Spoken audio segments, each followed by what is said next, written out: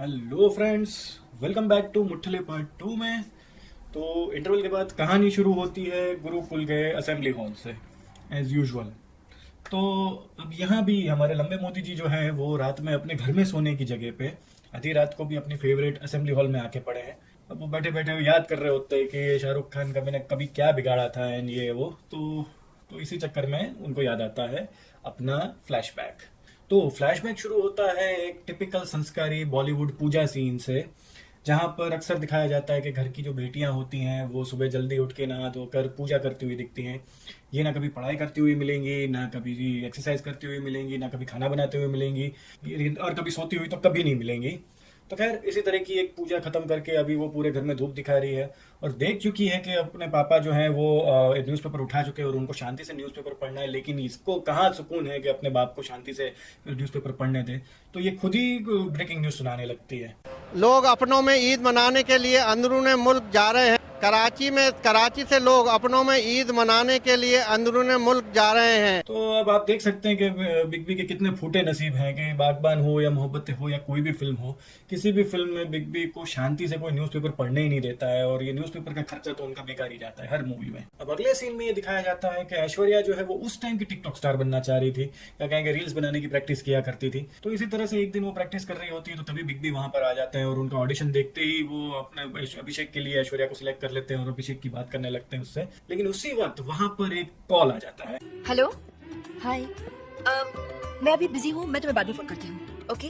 ये कौन होता है? सलमान भाई का। अब क्योंकि ऐश्वर्या ने दिन में झूठ बोला होता है तो उसको रात में नींद नहीं आती है, तो वो आती है अपने पापा के पास कन्फेशन करने कि पापा मैंने सुबह एक झूठ बोला था और अभी मैं उसका कन्फेशन करना चाह रही हूँ। पापा मैं अभिषेक को पसंद नहीं करती हूँ, मैं अभिषेक से शादी नहीं करना चाहती हूँ, मैं किसी और को पसंद करती हूँ। तो पापा जो है वो सीधा काम का सवाल पूछते हैं। तो इसके जवाब में ऐश्वर्या बताती है कि वैसे तो लड़का 5वीं पास भी नहीं है, लेकिन इस वक्त अपने फेक सर्टिफिकेट्स के दम पर गुरुकुल में स्टूडेंट बना बैठा है। अब लड़के के इस तरह के गुणगान सुनने के बाद सुबह सुबह में जाके बिग बी जाके वो शाहरुख खान को जो है वो कॉलेज से रेस्टिकेट कर देते हैं। ना उससे मिलते हैं, ना उसका कुछ सुनते हैं, ना उसके एकेडमिक्स देखते हैं कि वो अच्छा स्टूडेंट है, बुरा स्टूडेंट है, कैसा स्टूडेंट, कुछ नहीं देखते हैं। वो सीधा उसको जाके रेस्टिकेट कर देते हैं और फिर घर पे आके बताते हैं कि देखो भाई, मुझे पता है कि मेरे गुरुकुल से किस तरह के लड़के निकलते हैं, किस तरह के नालायक के लोग निकलते हैं और ये जिंदगी में कुछ बाद में करते नहीं है, और वो सब उनको पता होता है। तो कहीं ना कहीं अपनी बेटी कम होने वाली बहू के अच्छे भविष्य को सोचते हुए बिग बी जो है कठिन प्रश्न पहले सुलझा लेते हैं इस तरह का। एंड फिर बताते भी हैं कि देखो भाई, मैंने तो उसकी फीस भी वापस नहीं करी है, डिपॉजिट वगैरह भी मैं खा गया हूँ और ये उसके सारे फीस के पैसे भी जो है वो गुरुकुल केयर फंड में जमा हो चुके हैं। तो अगर वो फीस मांगने आए तो भी मेरे पास मत आना। तो ये सब सुन के ऐश्वर्या को लगता है बहुत ज़्यादा बुरा, और क्योंकि वो एक आदर्श बेटी है और एक बॉलीवुड की हीरोइन है तो वो लॉजिक तो यूज़ करेगी नहीं यहाँ पर कि चलो भाई मैं अपने बॉयफ्रेंड के साथ भाग जाऊँ और शादी करके अपने पापा जी को सरप्राइज दूँ। ऐसा तो वो कुछ करेगी नहीं कि पापा जी ये लो थप्पा, ये रहा आपका दामाद। तो ऐसा तो वो कुछ करेगी नहीं। तो वो चली जाती है निब्बा निब्बी वाली हरकतें करने। वो चली जाती है मस्त नहा धो के तैयार होकर छत एंड निकल पड़ती है वहां से हाई जंप करने, और हो जाता है उसी में उसका राम नाम सत्य। तो यहाँ पर फ्लैशबैक खत्म होता है और अब अगले दिन सुबह जो है बिग बी जाते हैं SRK का चैलेंज एक्सेप्ट करने और उसको बोलते हैं कि पिछले 25 सालों से इस गुरुकुल में रहकर मैंने भक्त बनाए हैं, इनको अच्छे दिनों की उम्मीद दिलाई है, इनका ब्रेन वॉश किया है, और इन्हीं सब चीज़ों की बदौलत आज मैं जहाँ देखता हूँ मुझे सिर्फ अंधभक्त ही दिखाई देते हैं। एंड किसी भी पैंडेमिक वगैरह में ये ताकत नहीं है कि वो मेरे भक्तों में अकल ला सके। मैंने बड़ी मेहनत से इस आपदा को अवसर में बदला है एंड मुझे पूरा यकीन है कि तुम्हारी बातों को भक्त नहीं मानेंगे। तो तुम्हें जो करना है तुम कर सकते हो, तुम्हारा चैलेंज एक्सेप्टेड है, शर्त मंजूर है। तो ये सब बोल के तो बिग बी तो चले जाते हैं। अब ये सब जाने के बाद शाहरुख तो थोड़ा खुश हो जाता है कि चलो भाई, इस पैंडेमिक के टाइम में भी उसकी नौकरी तो कहीं नहीं गई, उसकी सैलरी भी कट नहीं हुई, उसके कुछ नहीं हुआ। एंड बाकी रही बात गंद फैलाने की, तो अब तो वो फैला ही लेगा एंड सब कुछ वैसे का वैसा ही चलेगा जिस प्लान के साथ वो आया था कि भाई हाँ, कभी ना कभी तो ससुरा मरेगा और ससुरा के मरने के बाद उसका इकलौता दामाद तो मैं ही हूँ, उसका जो भी है कोई दूसरा रिश्तेदार वगैरह तो है नहीं। तो अल्टीमेटली तो ये प्रॉपर्टी मेरे नाम हो ही जाएगी, आज नहीं तो कल। तो बस यहाँ पर बने रहो।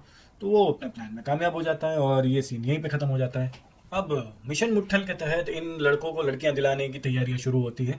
तो सबसे पहले शाहरुख खान जो है वो जिम्मी शेरगिल को सेट करता है अमरीश पुरी के घर में। वहाँ पर एक पियानो टीचर की ज़रूरत होती है, तो सबसे पहले शाहरुख खान जो है ये जिम्मी शेरगिल के हाथ वाथ ठीक करवा के उसको कर्नल के घर भेज देता है ऑडिशन देने के लिए। वो ऑडिशन पास भी कर लेता है और कर्नल भी बोलता है कि ठीक है तुम कल से इस घर में आ सकते। तो इतना बोल के सिलेक्शन करके अमरीश पुरी तो चले जाते हैं वहां से, लेकिन ऑब्वियसली ऑडिशन पास करने के लिए आपको 3 में से मिनिमम 2 हाँ चाहिए होती हैं। तो अब आती है बारी भाभी राउंड की।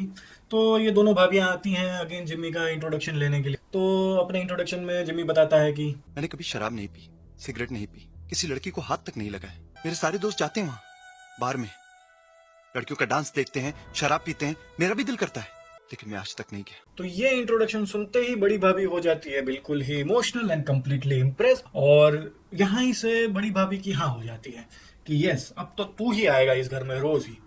तो खैर ये 3 में से 2 हाँ हो जाती है, ऑडिशन हो जाता है पास, और तीसरी वाली का तो ओपिनियन वैसे भी पूरी फिल्म में मैटर नहीं करता है, तो उससे तो कुछ पूछता ही नहीं है। लेकिन बातों बातों में ही बड़ी भाभी जो है वो बताती है कि ये हमारे घर की छोटी बहू है, स्मॉल वंडर, और ये एक बहुत ही कटीली नचनिया है। तो अगर आप इसको थोड़ा बहुत गाना वाना भी सिखा दो तो क्या है कि कल को ये किसी रियलिटी शो में जाए तो अच्छे से कुछ हमारा नाम तो रोशन कर सकते। तो वो पूछती है कि क्या आप इसको सिखा सकते हैं गाना वाना कुछ।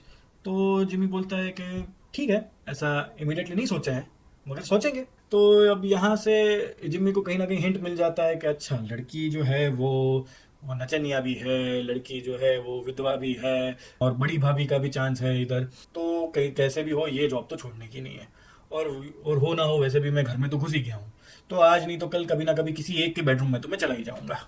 अब मिशन मुट्ठल के तहत ही दूसरी बारी आती है हमारे प्रोड्यूसर के लड़के की। ये अपने बाप से बोल के गर्ल्स हॉस्टल में अपनी एंट्री का जुगाड़ करवा लेता है कैसे भी करके। अब यहाँ पर गर्ल्स हॉस्टल में एक गर्ल्स का कंपटीशन होने वाला है, गर्ल्स का डांस कंपटीशन होने वाला है, और वहाँ पर जो गर्ल्स हॉस्टल की जो वार्डन है वो उदय चोपड़ा को हायर करती है और बोलती है कि तुम और शमिता शेट्टी मिलकर कोई एक डांस नंबर तैयार करो जिससे इनका जो हॉस्टल है वो कोई एक सडियल सा कंपटीशन जीत जाए। तो ये बोल के अगेन वार्डन भी चली जाती है। अब यहाँ पे अगेन डांस के नाम पे चांस मारी जा रही है, वही बकचोदियां करी जा रही है, दिस एंड दैट, एंड ये सीन भी खत्म हो जाता है। अब बात करें हमारे तीसरे मुट्ठल की, तो इसके तो वैसे ही अय्याशियां चल रही हैं लड़की के साथ पहले से ही। तो अब ये एक्स्ट्रा अय्याशी करने के लिए आ जाता है एक रेव पार्टी में। यहाँ पर कीम भी आ जाती है क्योंकि ये पार्टी जो है वो उसके बॉयफ्रेंड ने ही थ्रो करी हुई है। तो ये कीम और जुगल बात कर रहे होते हैं, तभी उसके बॉयफ्रेंड वहां पर आता है और उसको लेके जाता है और उठाकर उसको फेंक देता है पूल में। अब पूरे शहर में छोटे कपड़े पहन के आधी नंगी घूमने वाली लड़की जो है पूल में गिरते ही उसको शर्म आने लगती है और वो रोने लगती है। तो बॉयफ्रेंड भी समझ जाता है कि नहीं यार मेरे से गलती हो गई, और वो माफी भी मांगता है पर किनारे पे बैठा बैठा, और वो हाथ देता है कि चलो मेरा हाथ पकड़ो और बाहर आ जाओ। तो इतने में ही हमारा बकचोद बेस्ट फ्रेंड आता है, वो सीधा पूल में उतर जाता है और पूल के बीच में ही अपना कोट उसको पहना देता है गीला। अब यानी यहाँ तो यूं कहें कि अकल बड़ी के भैंस कि पहले तो ये कर सकते थे कि लड़की को थोड़ा किनारे पे ले आओ और फिर उसको अपना कोट पहनाओ जिससे कोट भी गीला ना हो और लड़की भी थोड़ी सूख जाए। लेकिन अब बॉलीवुड और बकचोदी ना हो और बॉलीवुड और लॉजिक का तो कोई सेंस नहीं बनता ना। तो खैर अभी वो उसको गीला कोट पहना के किनारे पे ले आता है और वहां पर उसका बॉयफ्रेंड भी आता है उससे बात करने के लिए, उससे माफी मांगने के लिए। तो तभी ये हमारा प्रोटेक्टर का चोदा उसको रोक देता है कि नहीं अभी तू बात मत कर, और वो लड़की को लेके वहां से चला जा। और ऐसे ही बकचोद बेस्ट फ्रेंड्स की वजह से गाइज एंड गर्ल्स आप लोगों का ब्रेकअप होता है। तो breakup guys make notes here कि अगर आपका ब्रेकअप हुआ है कभी तो ऐसे बकचोद बेस्ट फ्रेंड्स की वजह से ही हुआ, और अगर आपका अभी भी पैचअप नहीं हुआ है आपकी बंदी के साथ, उस लड़की का ऐसा ही बकचोद बेस्ट फ्रेंड ही जवाबदार है। अब बारी आती है हमारे जहीर भाई की, एके जिम्मी शेरगिल की। आज इनका भाई का मुजरा देखने का मन है, तो ये भाई करते हैं कि ये सबसे पहले तो गिफ्ट कर देते हैं घुंघरू, एंड बिना कंसेंट के लड़की के बेडरूम में घुस जाते हैं। तो ऑब्वियसली लड़की बहुत घबरा जाती है क्योंकि अमरीश पुरी ने भाभी ने सब घर में ही है, तो वो घबरा जाती है एंड बोलती है कि तुम जाओ जाओ जाओ और ये सब। तो हमारे जहीर भाई बोलते हैं कि मैं जाता हूँ लेकिन मेरी एक शर्त है, मैं एक बार तुम्हें ये घुंघरू पहनकर नाचते हुए देखना चाहता हूँ। तो मोहब्बतें हो या मुन्ना भाई हो या साहिब बीवी गैंगस्टर हो, लड़कियों को नचाने की या लड़कियों के मुजरे देखने की आदत जिम्मी भाई की जाती ही नहीं है। ये तो डिमांड तो रख देते हैं लेकिन लड़की जो है वो मना करती है कि नहीं मैं नहीं नाच सकती, मैं नहीं नाचूंगी, मैं नहीं नाचूंगी। तो हमारे जहीर भाई जो है वो एक और घटिया बॉलीवुड डायलॉग रखते हैं यहाँ पर, तुम ना भी नहीं कर सकते। दोस्ती का पहला असूल है कोई दोस्त कुछ भी मांग ले उसे इनकार नहीं किया जाता। तो भाइयों और उनकी बहनों, दोस्ती के इस तरह के असूल होते हैं, इस तरह के रूल होते हैं, ये मुझे अब पता चल रहा है। इस हिसाब से अभी मुझे आत्मज्ञान होता है कि मेरी जितनी भी बंदियां हैं इनको दोस्ती का सही मतलब ही नहीं पता। तो कल को मैं अगर अपनी किसी बंदी को फोटो भी मांगू या उससे न्यूड्स मांगू या उससे वैसे ही मुजरे की डिमांड कर दूं तो वो मुझे मना नहीं कर सकते। तो गाइस आप अपनी बंदी से या आप अपने दोस्तों से कितना भी उधार मांग सकते हैं और वो आपको मना नहीं कर सकते, और अगर वो मना करें तो आप उन्हें आगे ये डायलॉग बोलें। अब अगर तुम अपने दोस्त को खुश देखना चाहते हो तो वो घुंघरू पहनकर ऊपर छत पर आ जाओगी। As simple as that. As simple as that. By the way ये फिल्म कितनी विजनरी थी, यानी आज से 20-25 साल पहले भी ये जो बेस्ट फ्रेंड वाला जो कंसेप्ट है ये आगे जाके इतना पॉपुलर होने वाला है कि हम इसको यहीं पे इंट्रोड्यूस कर देते हैं। एंड मुझे अभी तक ये समझ में नहीं आ रहा है कि मेरी बंदियों को क्या प्रॉब्लम है इस बेस्ट फ्रेंड वाले कंसेप्ट से। मैंने कहा हिपोक्रेसी की भी सीमा होती। हाँ, तो अब डायरेक्टर को याद आता है कि हमने फिल्म में 3 लड़कियां कास्ट करी हुई है, तो ऑब्वियसली इनके कपड़े उतारो और इनको नचाओ, क्योंकि ये बॉलीवुड मूवी है। और यहीं पे शुरू हो जाता है एक नंगा नाच। देख ले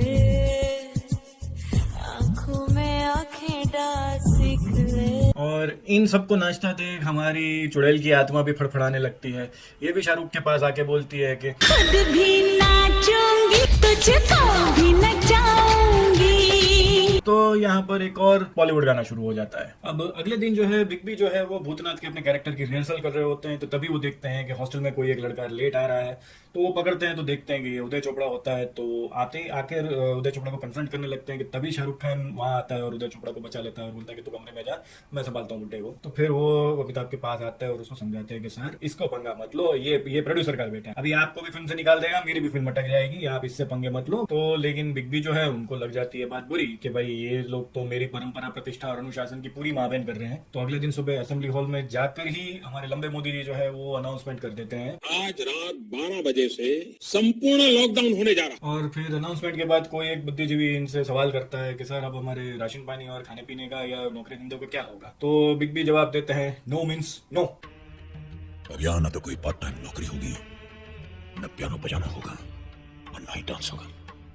यही सब सुन के सारे स्टूडेंट्स दुखी भी हो जाते हैं और सभी स्टूडेंट्स जो है अपने अपने घरों की तरफ, अपने अपने रूम की तरफ या क्लासरूम्स की तरफ वापस चले जाते हैं। लेकिन शाहरुख को ये संपूर्ण लॉकडाउन का फैसला मंजूर नहीं होता है। तो अगले दिन वो अपनी क्लास में जाकर बच्चों को बोलता है कि आज मैं कोई लेक्चर नहीं लूंगा, आज वैलेंटाइंस डे है, तो आज मैं तुमको एक लव स्टोरी सुनाऊंगा। तो अपने फ्लैशबैक की कहानी सुनाता है कि भाई एक बहुत सालों पहले गुरुकुल में एक लड़का था जो आप लोगों की तरह एक दिन क्लास बंद करके और लेक्चर छोड़ के एक लड़की के पीछे चला गया था वैलेंटाइंस डे के दिन उसको प्रपोज करने के लिए। अब कॉन्वेंट स्कूलों की तरह ही गुरुकुल के भी फीस के अलावा भी बहुत से 50 खर्चे होते हैं जो वो स्टूडेंट से ही वसूल करते हैं। तो गुरुकुल के लड़के भी कोई क्लासरूम में या कॉलेज में कोई नोटबुक वगैरह लेके तो जाते नहीं। तो लड़की को प्रपोज करने के लिए उस दिन वो एक पत्ते पे आई लव यू लिख के एक बच्चे के हाथ वो लड़की को भिजवा देता है।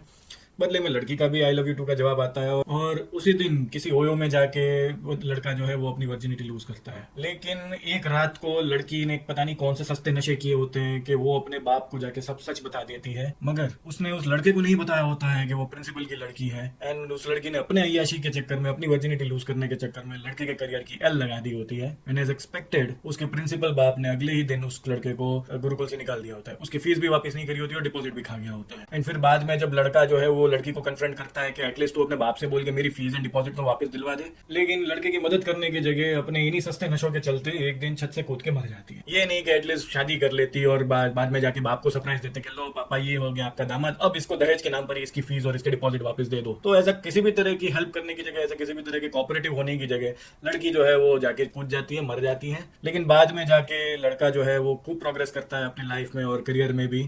आज वो आत्मनिर्भर मुट्ठल समाज का चेयरमैन बन चुका है एंड सभी मुट्ठलों के बिना टिंडर के भी मैच करा देता है एंड सबको दिलवाता है। तो ये सुनते ही बाकी सारे लड़के एक्साइटेड हो जाते हैं और पूछने लगते हैं कि सर अभी वो महान इंसान किधर है, हमें भी मिलवाओ। तो शाहरुख बताता है कि वो महान इंसान इस वक्त भी आप लोगों के बीच में ही है। और इतना बोलकर वो अपने टुनटुने का कवर केस खोल के चला जाता है जिसमें वही पत्ता पड़ा होता है। एंड ये देखते ही बच्चे समझ जाते हैं कि हमारे सर तो बड़े हैवी वाले मुट्ठल है। एंड फिर बाद में सभी मुट्ठल शाहरुख खान को देते हैं एक ग्रैंड रूडी सैल्यूट। हाँ, तो ये जानने के बाद कि हमारे सर बड़े हैवी वाले मुट्ठल है, सभी लड़के बहुत ही एक्साइटेड हो जाते हैं। एंड ये सभी माइग्रेंट मुट्ठल्स बिना सोनू सूद को ट्विटर पर इन्फॉर्म किए जिसको जो भी साधन मिलता है वो लेकर अपनी अपनी बंदियों को मिलने निकल चलते हैं। और इन्हीं में से एक हमारा मुट्ठल अपनी वर्जिनिटी लूज करने में कामयाब भी हो जाता है, obviously none other than producer का लड़का। अब बारी आती है हमारे जिम्मी भाई की। ये भाई लड़की के बेडरूम में भी घुस गया है, इसे मुजरा भी करवा लिया है, लेकिन अभी भी घपा बाकी है। तो एक दिन आते हैं और बोलते लगे क्योंकि चलो आज मुझे सेक्स चाहिए, दोस्ती है तुमको देनी पड़ेगी। तो लड़की बड़े सलीके से बोलती है मुझ में अब तुम्हारी दोस्ती निभाने की शक्ति नहीं रही करण,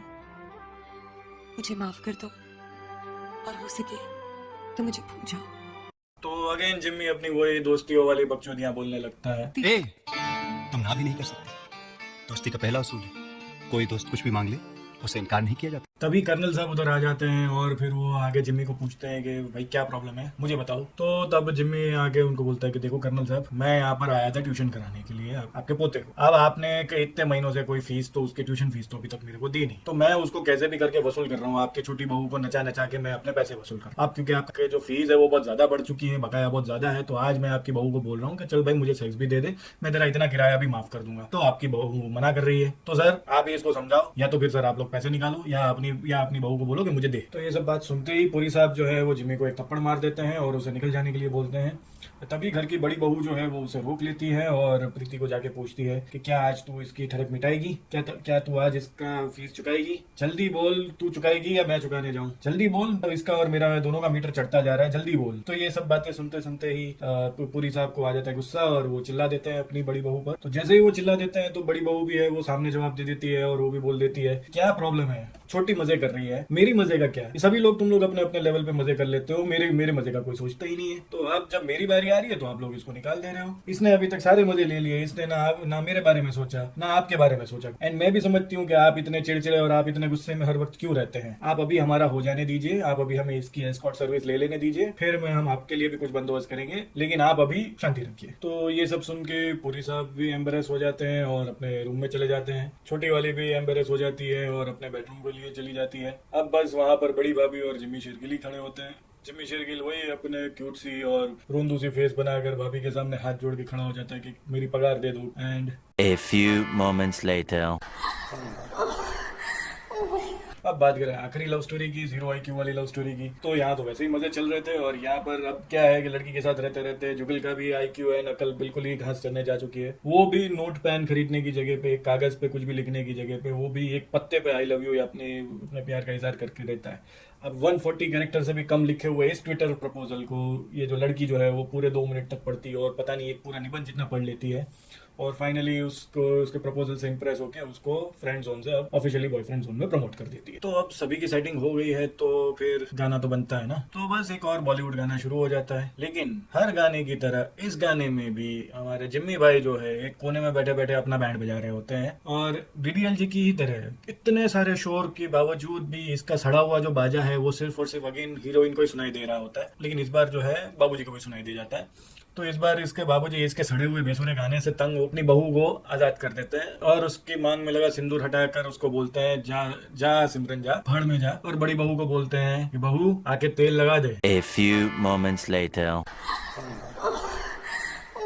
तो अब क्योंकि इसके बेसुरे बाजे से ये भी तंग आ चुकी थी तो अभी ये क्या करती है कि जहाँ भी पार्टी चल रही होती है वहां का ड्रेस कोड और मेकअप और वो सब पता करके उसी तरह का सब कुछ मेकअप और सब लगाकर भागती हुई जाती है और जाके जिम्मी भाई को लिपट जाती है। और इसी प्रकार हमारे आखिरी मुट्ठल का भी टिंडर मैच कंप्लीट हो जाता है और सभी खुशी से नाचने लगते हैं। अब एज यूजुअल किसी आंटी ने पुलिस बुलाने की जगह पे बिग बी को बुला लिया है। फिर से लॉन्डियो की पार्टी में उनको नहीं बुलाया गया, इसी वजह से वो हो जाते हैं नाराज और गुस्सा भी। अब देख सकते हैं उनकी शक्ल पर। ये सब चल ही रहा होता है तब बिग बी को और चिढ़ाने के लिए शाहरुख खान जो है वो यशराज मुखाटी का करियर बनाने के लिए वहां पर ढोल लेके आ जाता है, ढोल बजाता हुआ आ जाता है एंड अपना अलग सा बेसुरा गाकर बिग बी को और तपाने लगता है। ये बिना सर पैर बगर के कोरस बगर के गाने पर भी ये मुट्ठल है वो उधर ही अपनी बंदियों को गोल गोल घुमाने लगता है शावरमा रोल की तरह। एंड ये कोई भी बहन का जना जो है ये बिग बी को घुमाने के लिए अपनी बंदी ऑफर नहीं कर देता, वरना ये मैटर वहीं पे सुलझ सकता था। लेकिन इनमें से कोई भी वैसा करता नहीं है and as a result big B जो है वो हो जाता है एंग्री ओल्ड मैन और अभी वहां से चले जाते। खैर उनके जाते ही उनकी संस्कारी चुड़ैल बेटी भी वहां आ जाती है, बकायदा पार्टी का ड्रेस कोड ध्यान में रखते हुए ही मान्यवर मोहे के कपड़े पहनकर आ जाती है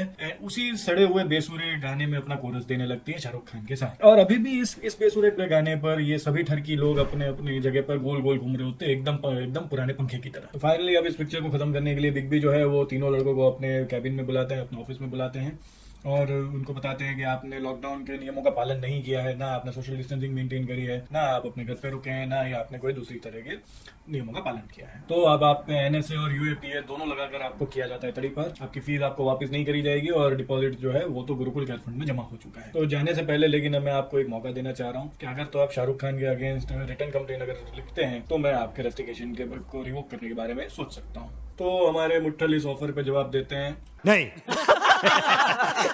अब ये सुन के तो बिग बी भी बहुत अच्छे से भड़क जाते हैं और बोलते हैं इनको के निकल लौड़े, पहली फुर्सत में निकल। अब रेस्टिकेशन की खबर जो है वो शाहरुख खान को भी मिल चुकी होती है और उसको लगता है बहुत बुरा कि अब ये तीनों लड़के रेस्टिकेट हो जाएंगे और अब ये फाइनली जाके अपने करियर पे ध्यान देंगे या ये अच्छी कॉलेज से या अच्छी जगह से पढ़ाई करेंगे और अब नाम कमाएंगे। तो ये सब चीजें शाहरुख को बर्दाश्त नहीं होती है और वो कैसे भी करके इन तीनों का रेस्टिकेशन जो है वो रोकना चाह रहा होता है। तो उसी की बात करने के लिए जाता है अमिताभ के घर पे आज। बाय द वे आज जो गुरुकुल का जो चौकीदार है वो सोनू सूद की हेल्प लेकर जो है वो वापस आ चुका। तो ये चौकीदार ही चोर था लेकिन फिर भी इसको काम पे वापस रख लिया गया है और अभी सोनू सूद को थैंक यू लेटर लिखा जा रहा होता है कि तभी शाहरुख खान वहां पर आ जाता है। अब शाहरुख जो है यहाँ पर भीगा शरीर और सूखे कपड़े लेके आता है, पता नहीं किस तरह की अजीब सी बारिश हो रही होती है बाहर पे, एंड अपना पूरा एटीट्यूड दिखाते हुए बिग बी को बोलता है कि आप जीत गए, मैं हार गया। और ये सब सुन के बिग बी भी बोलते हैं कि ठीक है और तुम एक काम करो, तुम कल रेजिग्नेशन दे दो और मैं इन लोगों का रेस्टिकेशन जो है वो रिवोक कर दूंगा एंड अब तू भी निकल लौड़े, पहली फुर्सत में निकल। तो ये सब सुन के शाहरुख भी अपना सेम एटीट्यूड दिखाते हुए जाने लगता है। तो इस बार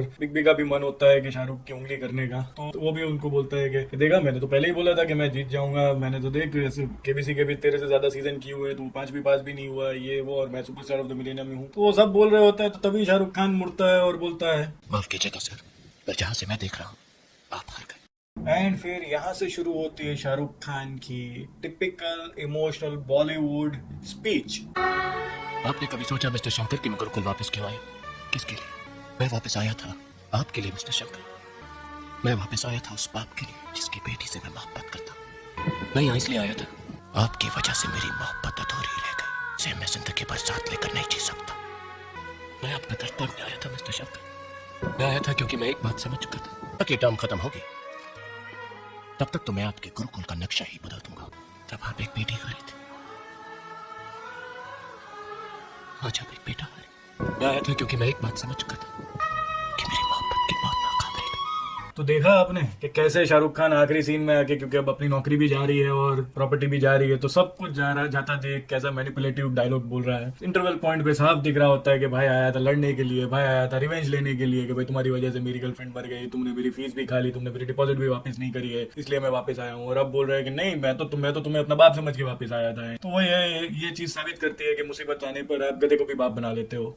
तो खैर ये सीन यहीं पे खत्म होता है और अब अगला सीन शुरू होता है बिग बी की फेवरेट जगह यानी कि असेंबली हॉल। बाय द वे आज यहाँ पर दूसरे टीचर्स भी अवेलेबल है, लेकिन हमारे शाहरुख भाई साहब जो है वो एज यूजुअल हमेशा ही सेंटर में ही खड़े रहते हैं, वो भी पूरे स्टाइल में। एनीवेज अपनी आखिरी स्पीच में लंबे मोदी जी अगेन अपने मन की बात बोलते हुए बोलते हैं कि मित्रों, मैं बचपन में चाय बेचा करता था, मैंने बहुत गरीबी में अपना बचपन गुजारा है, लेकिन फिर इस संघ में आकर मुझे सही दिशा मिली एंड मैंने कड़ी मेहनत एंड तापसी पन्नू से मैंने इस गुरुकुल में अपने लिए डीन की जगह हासिल की। लेकिन मेरी एक गलती की वजह से मेरे पूरे 125 लॉन्डो की दिल की धड़कन एंड रातों की रानी मेरी बेटी मर गई। तो आज मैं उन सभी 125 लॉन्डो को संबोधित करते हुए सिर्फ एक शाहरुख खान से माफी मांगता हूँ, क्योंकि अल्टीमेटली पटाई तो उसी ने थी। तो खैर ये सब बोलने के बाद बिग बी जो है वो शाहरुख खान को स्टेज पर बुलाते हैं, अपने मोदी के आंसू बहाने लगते हैं। शाहरुख भी अपना एटीट्यूड छोड़कर उनको माफ कर देता है एंड फिर हमारे लंबे मोदी जी जो है वो शाहरुख खान को टीका लगाकर जो है गुरुकुल में टीका उत्सव का प्रारंभ करते हैं। फिर क्या